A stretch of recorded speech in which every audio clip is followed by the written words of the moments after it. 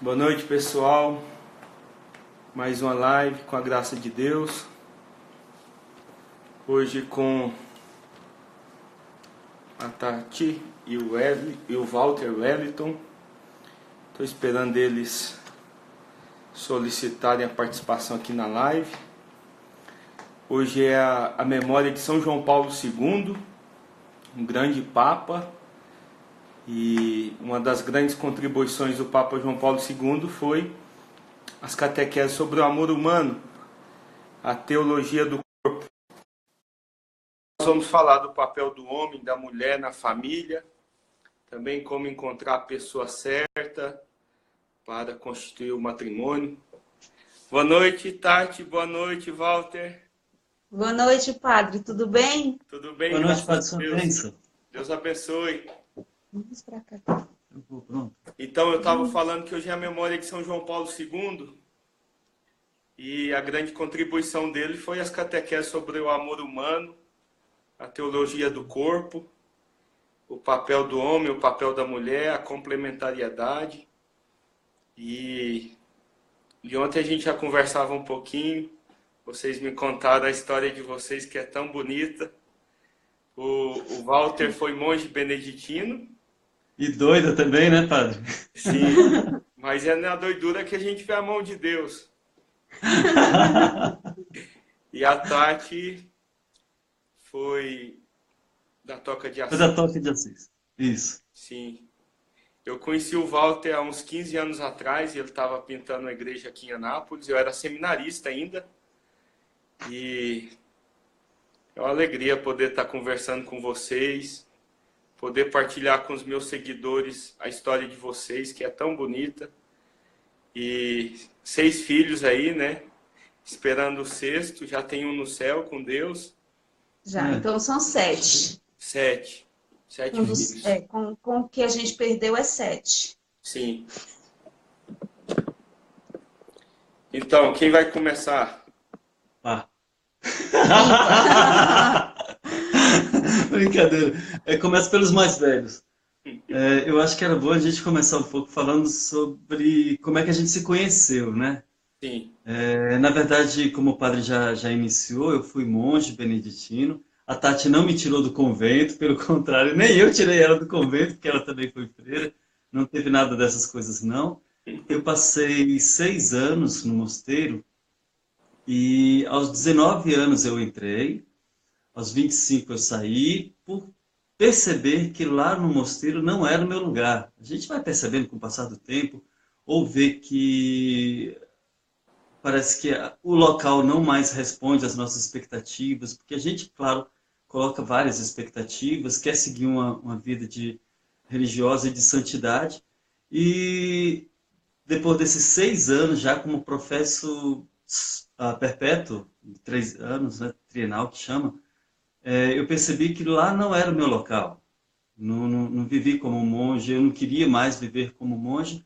Saí e passei um bom tempo fora, antes mesmo de ir para Brasília, onde eu encontrei com a Tatiane. Isso eu saí com meus 25 anos. Eu só fui te conhecer com quantos anos, moça? Pois é, então quase 1 ano e meio, mais ou menos. E essa foi a minha trajetória até chegar diante da Tatiane. Ela que me viu pela primeira vez.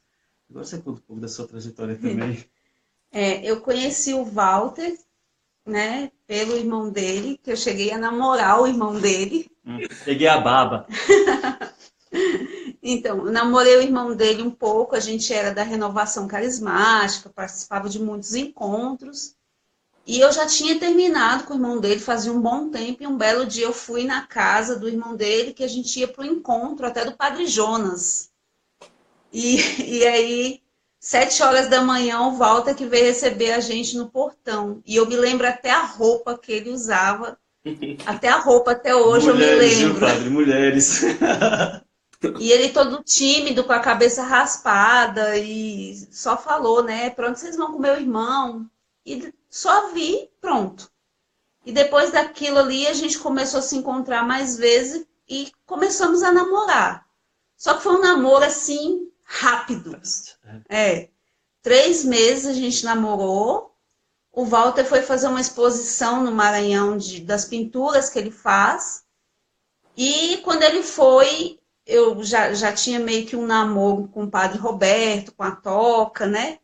E aí eu, por telefone mesmo, falei, você não precisa nem voltar, porque eu vou para a Toca de Assis. Então eu tinha 19 anos na época, a mesma idade que ele entrou no mosteiro.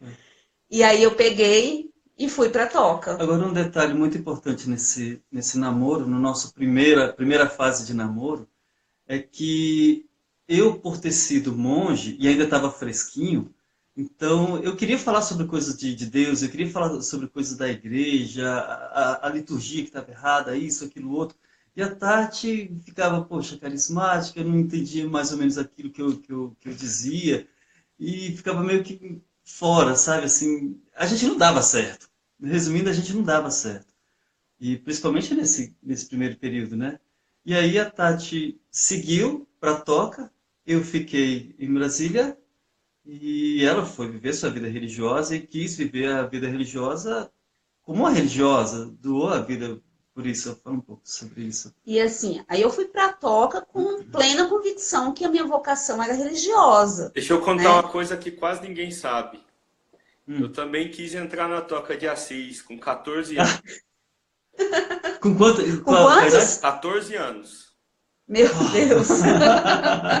E aí eu pensei, Então, a coisa era tão doida que eu queria fugir de casa para ir para Toca e bem franciscano mesmo, quase que eu tirei a roupa e entreguei pro meu pai. não fala, padre. Eu falei para minha mãe que eu ia fazer um retiro de final de semana em Campinas. Eu tinha um cabelo maior que esse, era quase assim, ó. E aí eu fui para esse retiro lá, eu já fiquei enlouquecida. Eu cheguei nos irmãos de rua que estavam raspando o cabelo com a máquina, sentei e falei, pô, raspar. Rasparam meu cabelo, padre. Eu voltei para casa sem cabelo, a minha mãe só chorava.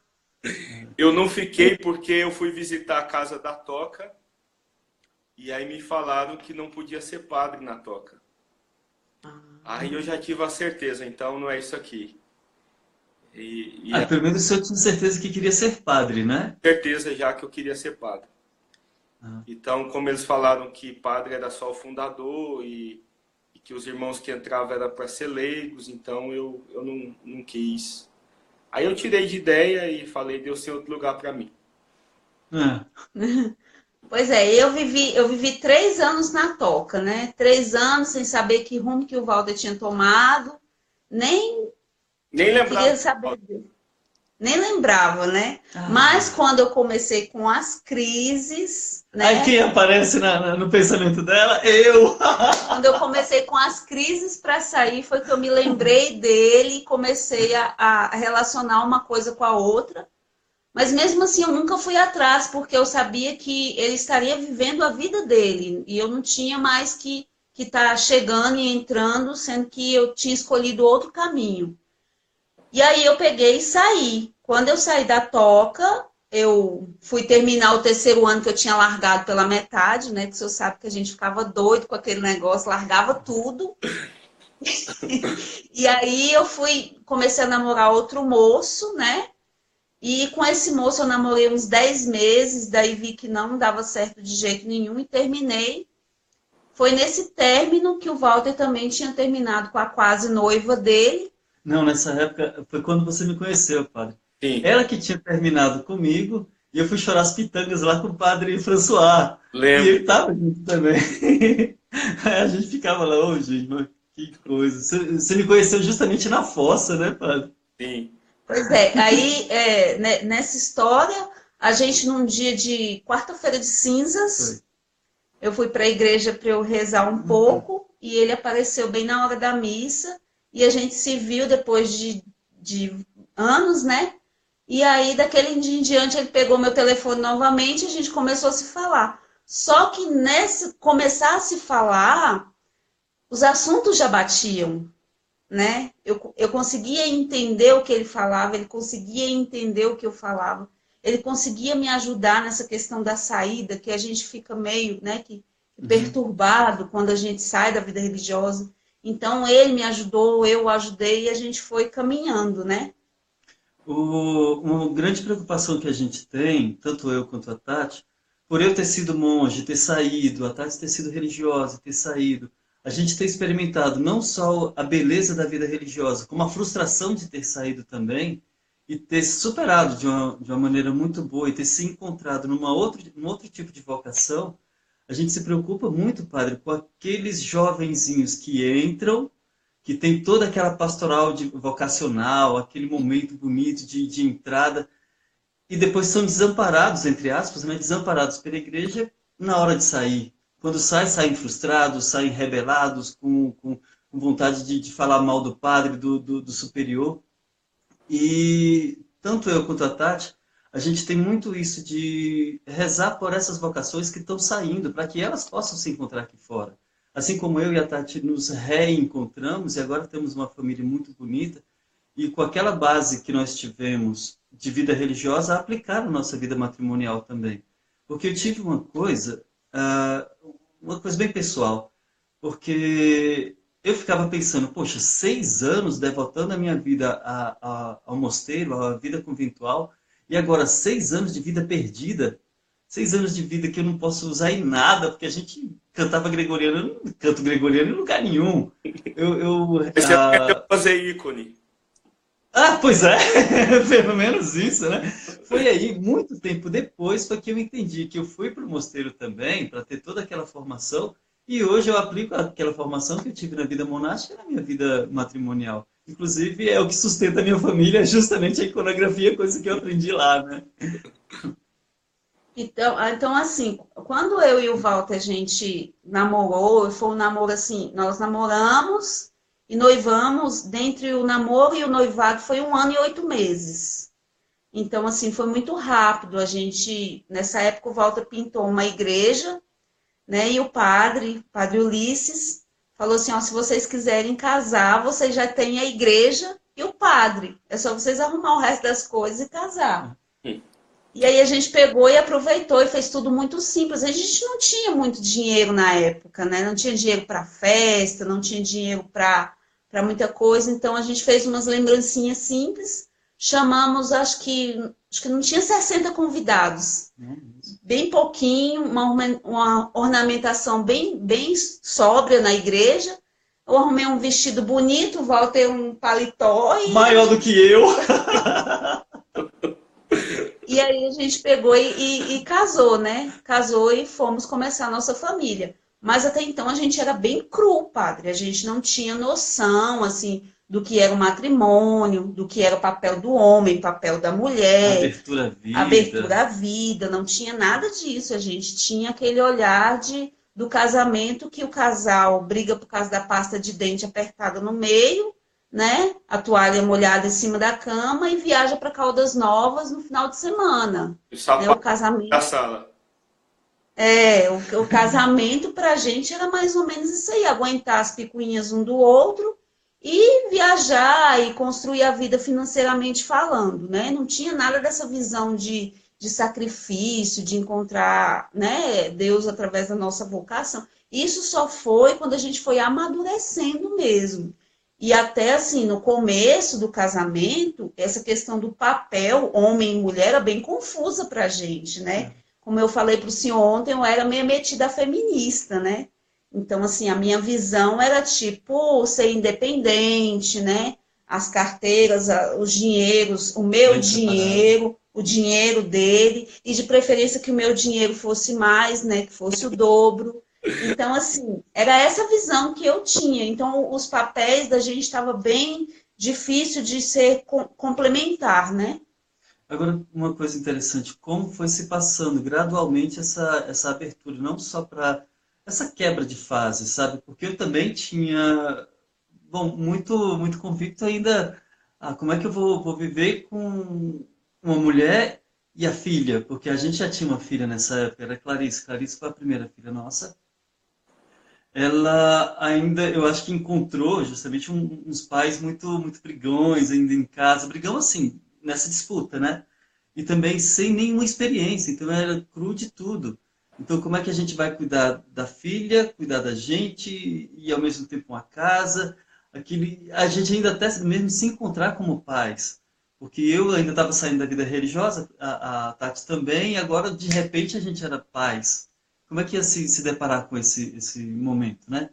Sim. Foi quando veio também o Bernardo. É bom você falar um pouco dos partos. É. Porque para mim, o fato dos partos, tanto da Clarice quanto do Bernardo, que eu assisti no hospital, e posteriormente da Catarina, nós temos 6 filhos, como a Tati falou, mas cada um foi um processo de amadurecimento muito, muito grande, e parece que foi já a mão da Divina Providência, como o senhor mesmo falou ontem, para que nos amadurecesse.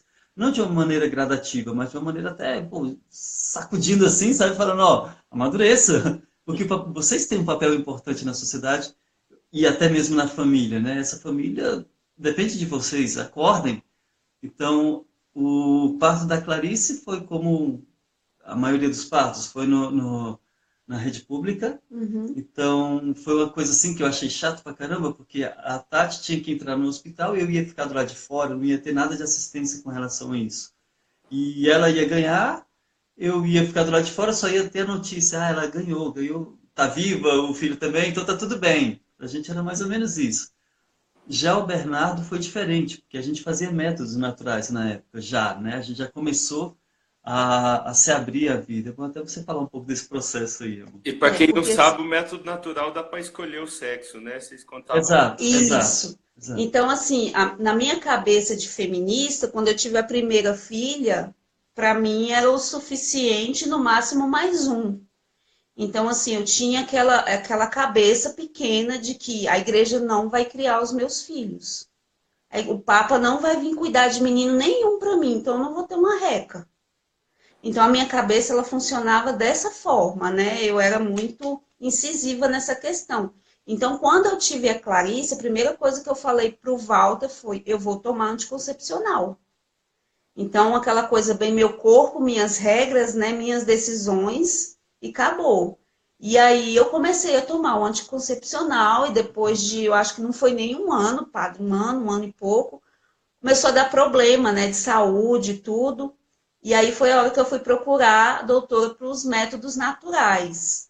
Eu tive o primeiro parto no SUS, o segundo já foi na rede particular. Só um parêntese aí, eu acho que quem é de Brasília ou talvez conheça essa doutora, é a doutora Marli. Ela é bem humilde, bem humilde sim, ela é, mas é bem carinhosa, trata todo mundo muito bem. E quando quer dizer umas verdades, diz assim, sem peso, Sem né? dó, sem Com dó. toda a força. Então, assim, no parto do Bernardo, o Walter pôde estar participando junto, então não foi um parto muito legal, teve muita intervenção, né? O bebê nasceu meio ruinzinho, e foi um parto, assim, que eu tive que ter um amadurecimento depois muito grande já, né? Da questão do ser mulher, de entregar a vida ali, na questão daquele parto. E aí eu, nesse negócio de método natural, eu comecei a estudar o que a igreja ensinava sobre os métodos naturais, né? Porque até então eu só tinha a técnica. Do E método. depois, isso, Isso. eu só tinha a técnica. Eu sabia como funcionava muito bem. Até o dia certo para fazer menino, eu sabia. Eu tô que saiu o Né? Bernardo. Foi tão interessante porque a Clarice, a gente não tinha essa noção de que momento fazer a menina, né? Dizer assim, de uma maneira muito mecânica, né? Mas já o do Bernardo, nós calculamos tudo direitinho e fizemos um menino. Depois que a gente se abriu de tal forma, a gente pensou, quer saber? É Deus que manda nisso, é Deus que cuida da nossa vida.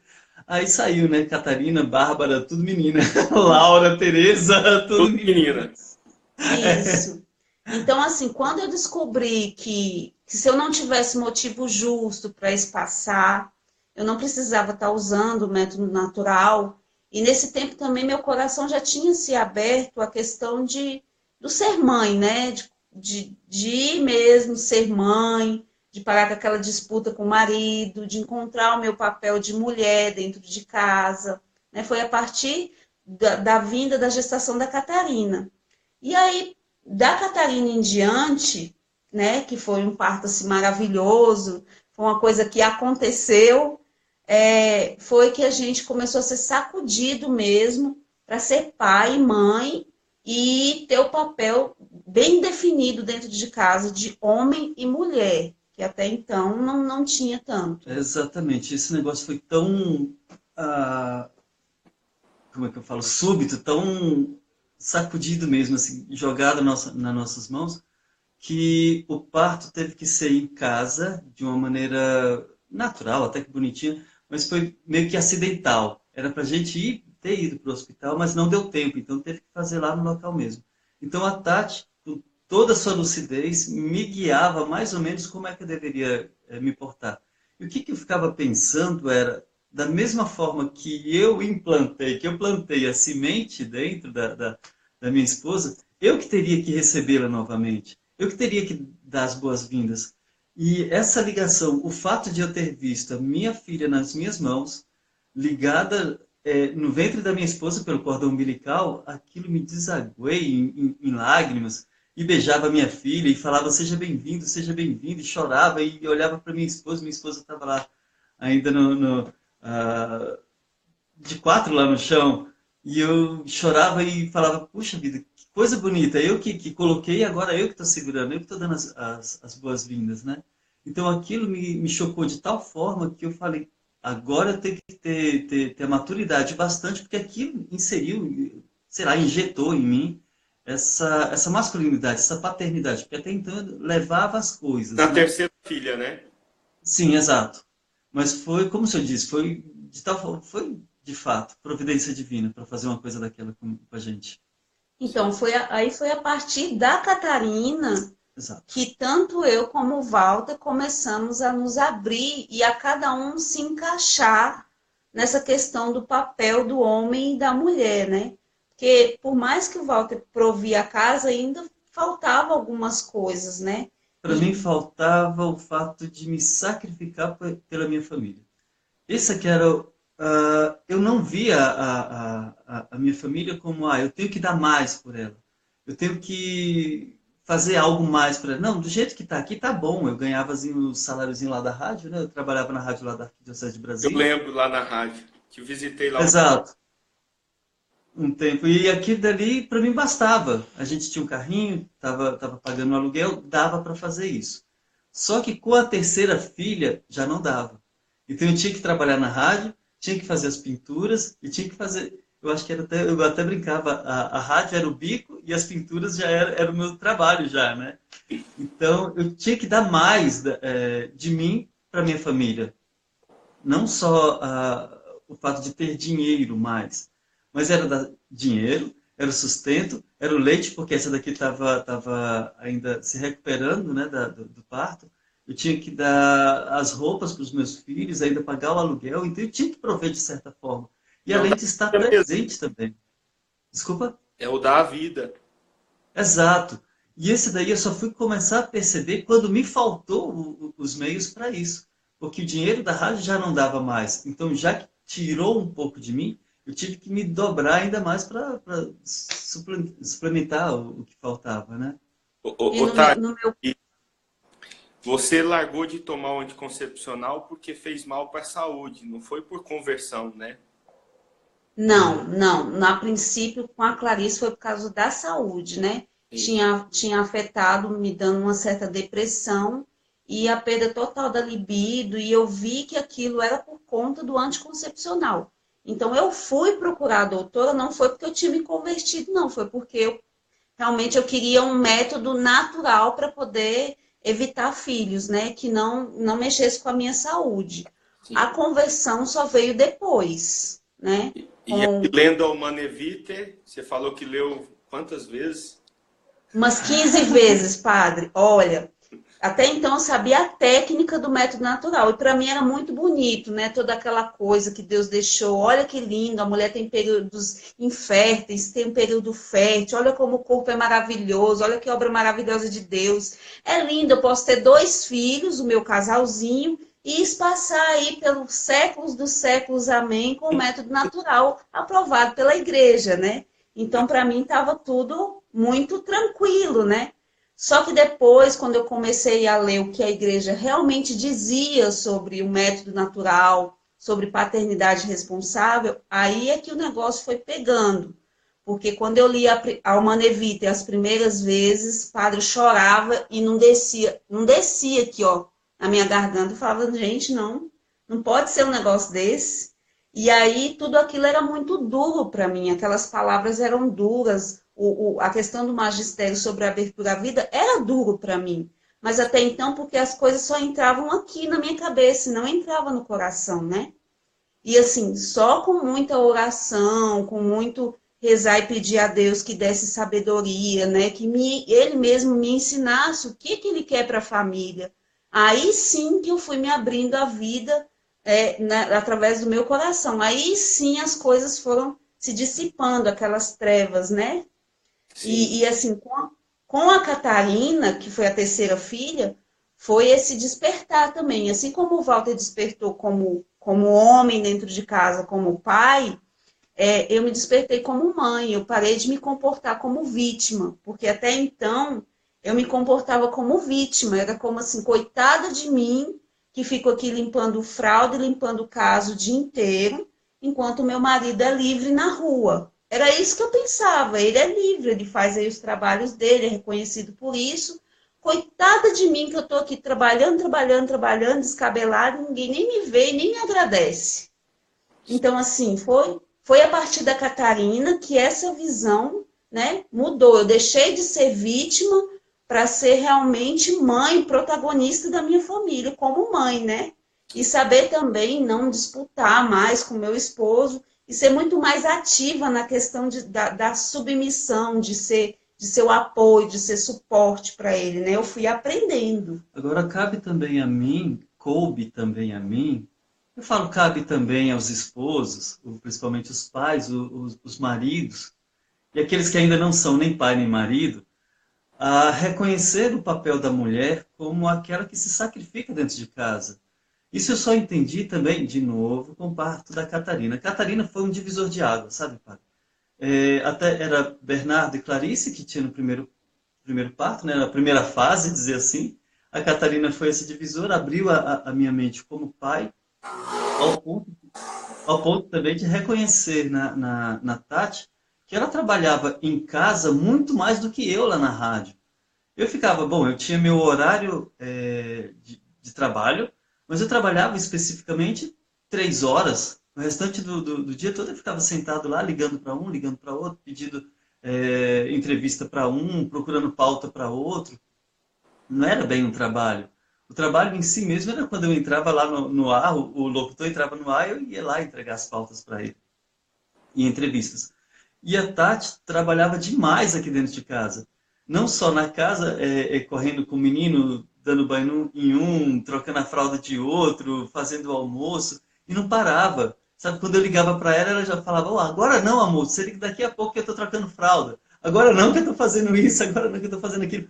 E, poxa, sabe, e quando eu comecei a tomar consciência disso, que de fato, a esposa também trabalha muito em casa, talvez ainda muito mais do que o marido lá fora. O marido provê, mas e o que ela faz aqui? Quais são aqueles que reconhecem isso, né? E isso eu tive essa graça de reconhecer e valorizar imensamente o trabalho da minha esposa em casa, por mais que ela trabalhe em casa, e ainda tem isso, padre, ela não é remunerada, ainda tem isso, né? Porque tantos esposos, pais aí que olham para a esposa como, poxa, eu estou cansado e você está aí sentada vendo TV? Eu não vi o que ela fez antes, né? Então a gente precisa realmente reconhecer na mulher esse papel que ela faz, embora seja silencioso para a gente, não é reconhecido, como ela falou, com relação a mim, mas a gente precisa reconhecer nela e dar valor a ela também. E uma coisa que eu acho muito interessante, de uns tempos para cá, e bom tempo, eu acho que a partir da Bárbara não, Catarina, como sempre, Catarina, é que toda vez quando eu entro em casa, eu estou cansado. Ela está cansada aqui também. Mas ela fala, oi amor, bom dia, boa tarde, como assim? Ela tem 5 filhos para cuidar e mesmo assim ela fala, oi, bom dia. Eu não sei se é verdade ou se não é. E é interessante isso, de olhar para a esposa e encontrar nela o nosso porto seguro. Sabe, eu saio para a batalha.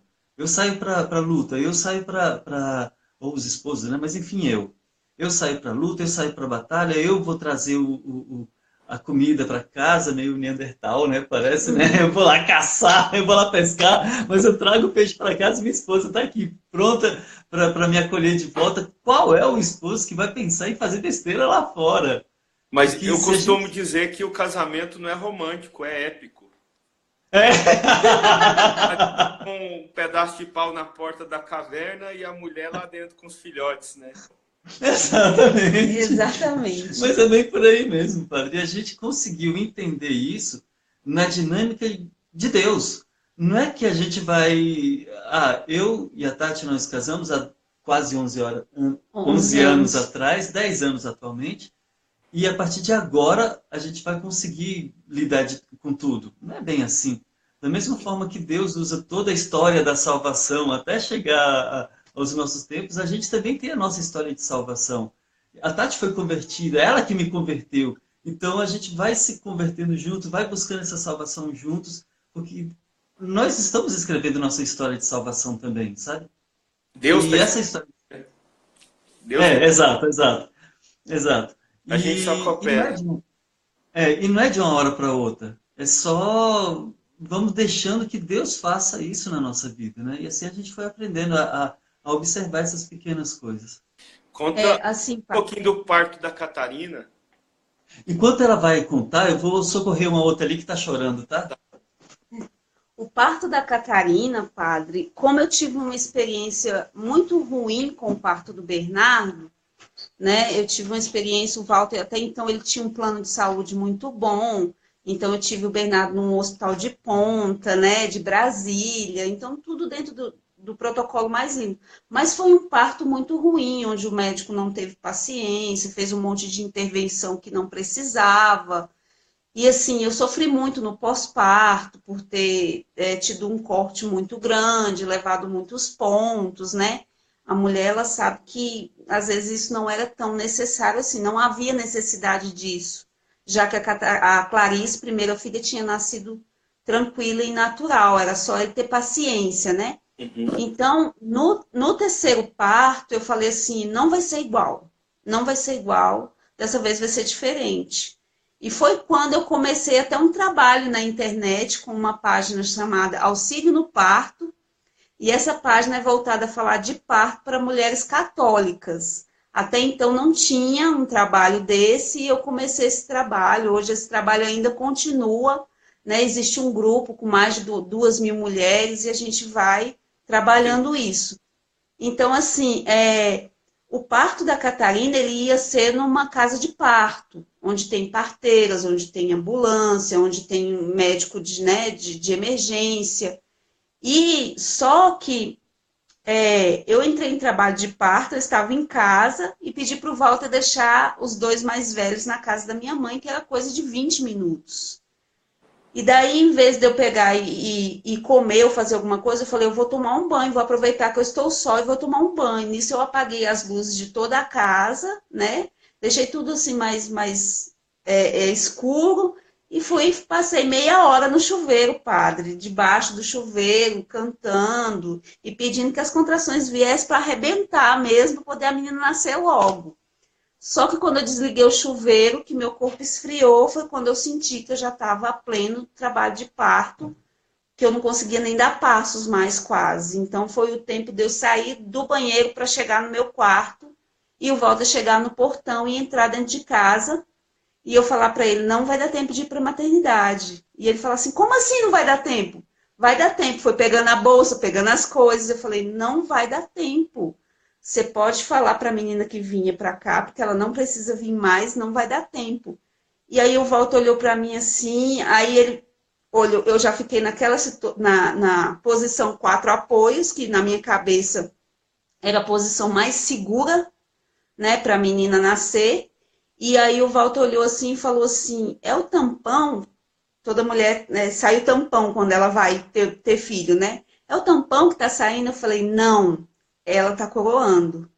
E aí o Walter já ficou assim naquela agonia, ligou para uma menina que ia auxiliar a gente, aí ele falou, olha, tá coroando. Ela falou, segura sua filha. Ele correu lá E foi a hora que eu fui falando com ele que ele tinha que fazer, né? Espera. Aí veio a primeira contração, a neném saiu até aqui. Aí eu falei, espera, não mexe com ela. Veio a segunda contração, saiu até o pescoço. Aí ele ficou assim, e agora? Eu falei, agora você pega a sua mão e só apoia o pescoço dela e não mexe com ela de jeito nenhum. Aí nesse espaço de tempo, a gente ficou mais ou menos 1 minuto e meio conversando.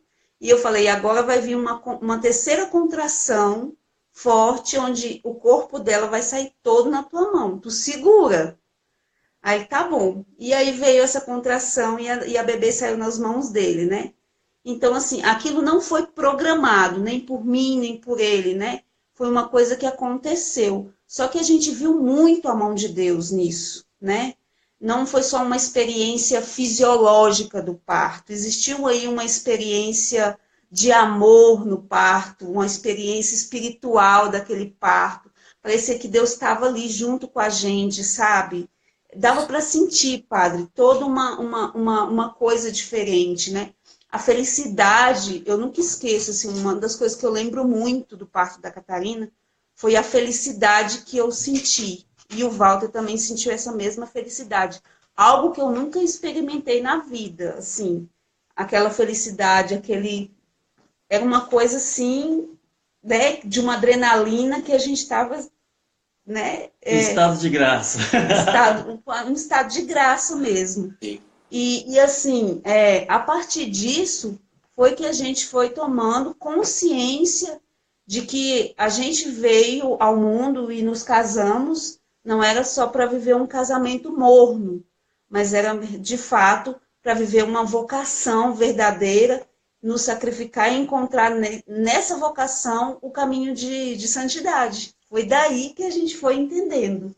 E do parto da Catarina ainda teve um fato tão interessante, que a gente fica pensando, isso é parto natural, aí pensa, na bolsa estourada, um monte de água, sangue pra caramba, sua esposa ali, cara, ou é você, sabe?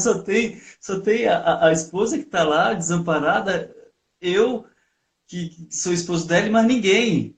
Aí, poxa, faz alguma coisa, Walter, seja homem, agita aí, faz alguma coisa. Sabe aqueles partos de novela, que você fica pensando assim, pega toalhas brancas, pega uma banheira bonita e tal, aquela tesoura. Padre, eu fiz da mesma forma. Aí a Tati olhou assim para mim e falou, para que essa banheira aí com água quente? Não sei não, vai que precisa, né? O que a gente vê na televisão, vai que precisa. Nem precisou, até hoje eu fico pensando, mas nunca precisou. Então assim, essa questão mesmo, hoje nós vivemos uma vida assim, o Walter sai muito para trabalhar fora, né? Nós já temos os 6 filhos, o Walter sai sempre para trabalhar fora, então a vida dele, de certa forma, ele tem que viajar, precisa estar fora, às vezes 20 dias, às vezes teve vezes de estar 1 mês fora. Então, assim, eu tive realmente que entender qual era o meu papel e hoje qual é o papel que Deus pede para mim, né? Que é esse papel de estar encorajando o trabalho dele e cuidando para que as coisas andem dentro de casa e não ficar sendo vítima, meu marido viaja, que dó de mim com essas 6 crianças. Não é assim, né? Do mesma forma que ele está lutando lá fora, eu tenho que estar lutando aqui dentro. Então a gente foi entendendo muito bem essa coisa. Mesmo sofrendo, não quer dizer que a gente não sofra, né? Pelo fato, amanhã mesmo ele vai viajar, né? Então, assim, não quer dizer que a gente não sofra com isso, mas quer dizer que a gente vê que isso também faz parte do que Deus escolheu para nós, que não foi nós que escolhemos, mas Deus que escolheu para nós. E até o Walter falar assim, ele questionava muito essa questão da ausência, né, amor? Agora uma coisa interessante, padre, que a Tati falou agora há pouco, que ela me encoraja, eu sou aquele que sou provedor da casa, mas tem essa coisa também do... Nós já temos, 6, a mais velha tem 10 anos, ela está começando a apontar as asinhas, sabe? Assim, para querer fazer aquilo que ela quer, aquilo que deixa eu fazer o que eu quero, mostrando já uma espécie de pré-adolescência, né, que é a Clarice. E parece que a Tati até deixa um pouquinho, eu acho que é o papel mais de mãe ser essa coisa mais carinhosa, mais que é todo mundo aqui pertinho.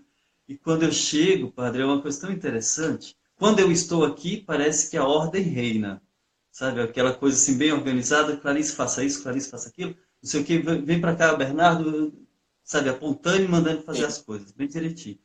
E a Clarice apontando as asinhas, ei, vem para cá agora, obedece sua mãe, faz isso. Enquanto está aqui, está todo mundo em ordem, sabe? As coisas funcionam bem. Quando eu saio, a Tati de vez em quando me liga que o Bernardo está difícil, que a Clarice está difícil, que não sei quem está difícil. E parece que eu acho tão interessante isso que temos realmente papéis bem definidos dentro da família. O pai provedor que dá ordem, que parece que impera a lei ali dentro e que, mesmo ausente, ele ainda continua provendo as coisas que está dentro da casa. Nós temos uma casa, nós temos um carro, os meninos estudam, tem alimentação não falta, graças a Deus, faltou um tempo, mas não agora, né, amor? Graças a Deus. Mas quando eu retorno, parece que mesmo que a bagunça esteja tirando a Tati do sério, parece que, opa, peraí, o pai voltou, o papai voltou. A gente parece que... E a gente contou para você que temos, além do papel do pai, o papel da mãe, a gente tem aquele diretor espiritual que a gente falou, né? Sim. Ele é exorcista, então ele ajuda bastante para a gente, né? Padre Paulo. Exato. Padre Paulo. Algumas pessoas já conhecem o Padre Paulo, mas Padre Paulo, ele nunca agiu enquanto exorcista, não. A gente só coloca... Só chama. Isso, fizemos um simbolismo em torno dele e as crianças, nossas crianças, respeitam muito o papel do Padre Paulo em casa. Deixa eu apresentar para essas pessoas que estão aí. Padre Paulo. Deixa eu... Como eu falo para uma amiga minha, psicóloga, falou, né, que o Padre Paulo, ele é um símbolo na nossa casa. Então, assim, ele não precisa ser utilizado, ele só precisa ser chamado. As crianças criaram tanto carinho, que elas falam dele com carinho e com temor. A gente não entende como que isso foi construído, que foi algo muito natural. Eles brincam em torno disso, inclusive até a Bárbara, de 4 anos, quando um faz alguma coisa, ela fala assim, ó, o Padre Paulo vai piar. Então, assim, o Padre Paulo é essa figura que às vezes as pessoas olham e falam, nossa, mas vocês agem assim? Não, mas ele é um símbolo. Então, as nossas crianças aprenderam a respeitar esse símbolo. E tanto é que a gente vai deixar isso para quando eles crescerem e ter essa coisa para lembrar de quando era criança. Padre Paulo, gente, é isso. Vocês podem printar, tá bom? Então, esse daqui tem um respeito aqui em casa imenso. Eu tenho uma chinela assim com o meu nome também, se vocês quiserem. Uai, qualquer coisinha. Quando o Padre Paulo sumir, pode ter um Padre Tiago aqui também, sem problema. A gente pega o Padre Tiago. Então, assim, nessa questão de saber hoje, né, e eu falar para o Walter, né, que na ausência dele, ele também está presente, né? E graças a Deus e a ele, tudo que a gente tem vem dele, né?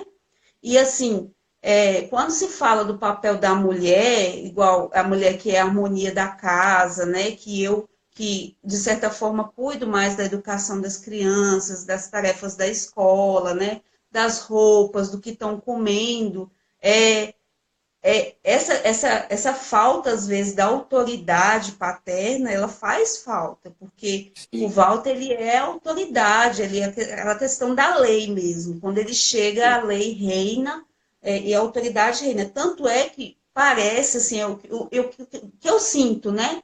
Quando ele está fora, é como se eu estivesse o representando. Eu estou aqui, estou cuidando de vocês, mas qualquer coisa eu vou contar para o pai de vocês.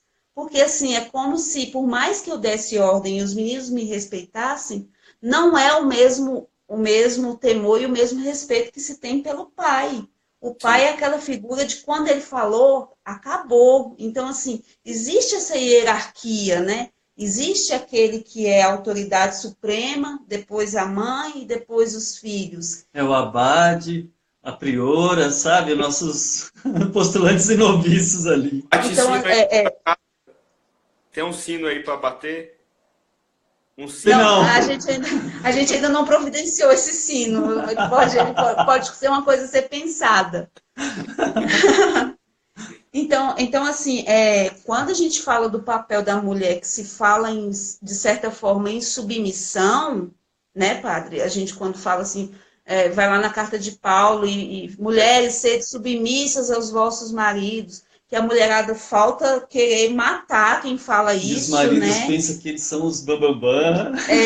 E assim, não se fala da outra parte, né? As mulheres não chegam a ler até o final. E os maridos não chegam a pensar até o que é o final. O que é o final? É ele se sacrificando, amando a mim, se sacrificando por mim, como Cristo se sacrificou pela igreja.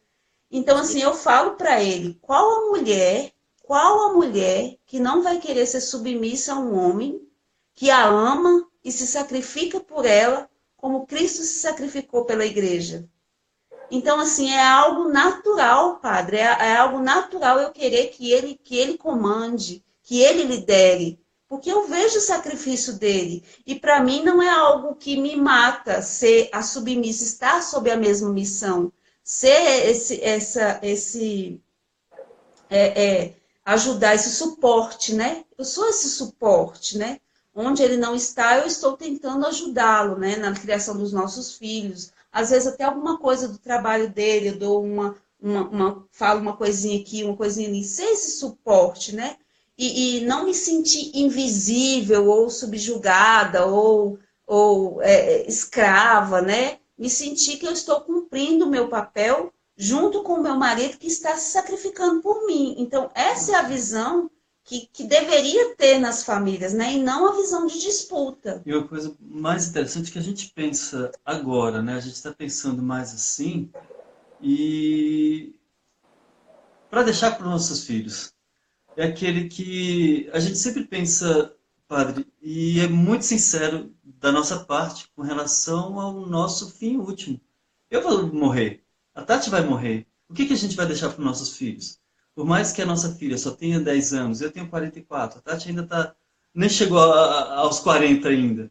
Então, o que nós vamos deixar aos nossos filhos? Então, a gente só vai deixar para os nossos filhos as boas lembranças da gente.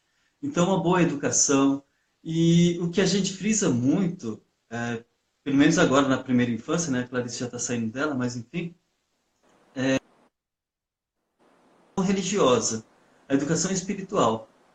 Oh, você, ok. Ainda estamos, padre? Ok. Então, essa educação espiritual, porque nós, tanto a Tatiane quanto eu, quem educamos a Clarice para fazer a primeira comunhão, né?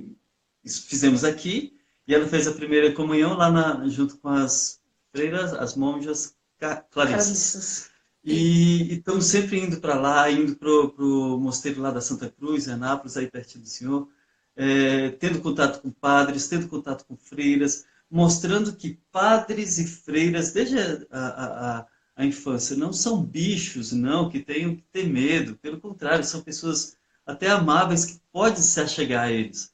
Né? Então, nós temos muito contato, pelo meu trabalho. A gente tem muito contato com padres, bispos, freiras, enfim, essa máfia da qual nós participamos também, né, padre? Tanto eu quanto a Tati. E como você faz para esses meninos comportarem na missa? Isso foi... Porque eu fui excomungado da igreja com 4 anos de idade. O padre falou, não faz esse menino mais não.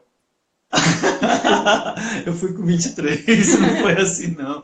Não, padre, justamente pelo fato da gente ter vários, a gente ocupa logo os primeiros lugares. Sabe? Os primeiros não, o primeiro lugar. Se é o primeiro lugar da igreja, lá da missa, eles vão olhar só para frente. O que está acontecendo na frente é organizado, tem uma simetria muito boa, que é a liturgia bem celebrada, é assim. Então isso atrai os olhos das crianças.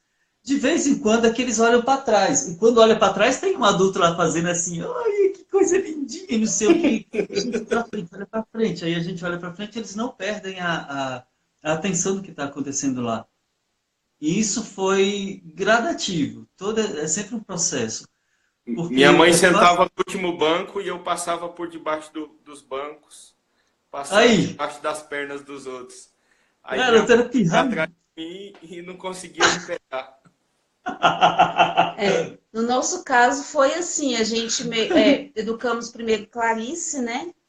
E aí sempre naquela fase, quando a criança está com 2 anos, 1 ano e meio, igual a Laura está agora, aprendeu a andar recentemente, ela quer andar dentro da igreja, eu não deixo, então é a missa inteira no Segurando. colo, é a missa inteira segurando, ou no meu colo ou no colo do pai.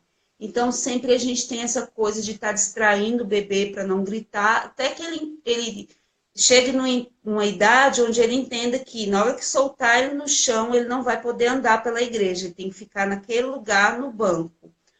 Outra coisa, além de estar nos bancos da frente, é nunca levar lanchezinho, nunca levar brinquedo, sempre conversar com eles antes de sair de casa, né? Para falando que a gente vai para a missa, que eu quero bom comportamento. Então, assim, como a gente ensinou a Clarice e tinha ela como exemplo e ela aprendeu bem, os outros só vão Copiando. seguindo o padrão, né? Aí vem o Bernardo, que já se comporta, aí vem a Catarina. Aí vem a Bárbara, eu sofri muito para conseguir educar a Bárbara. Padre, a Bárbara tem um parêntese aí que vale a pena fazer, porque foi difícil mesmo educar a Bárbara para assistir uma missa do começo ao fim.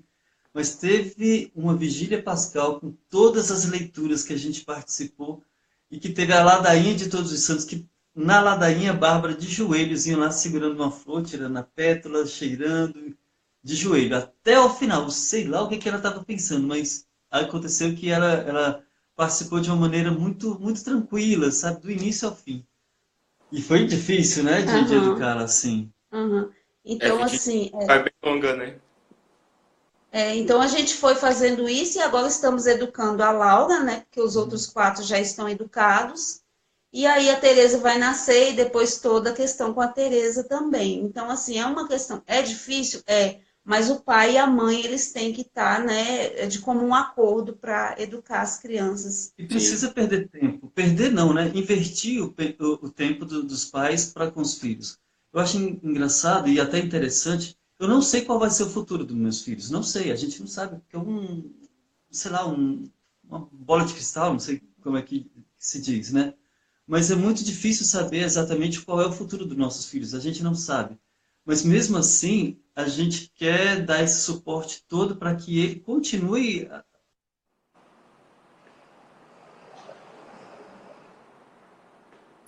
Pessoal, para de mandar coraçãozinho, senão a live trava.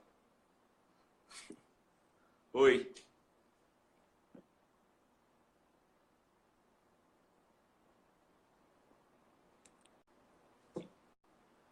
Walter, Tati.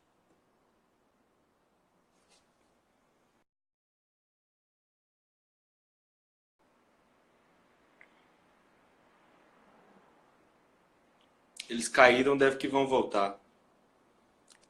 Mas para terminar, eu queria que eles contassem um pouquinho da história da providência de Deus na vida deles.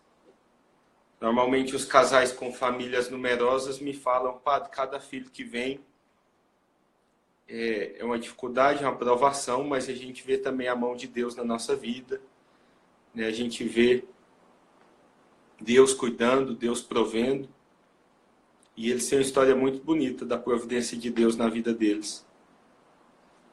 Deixa eu ver se eu consigo chamá-los novamente.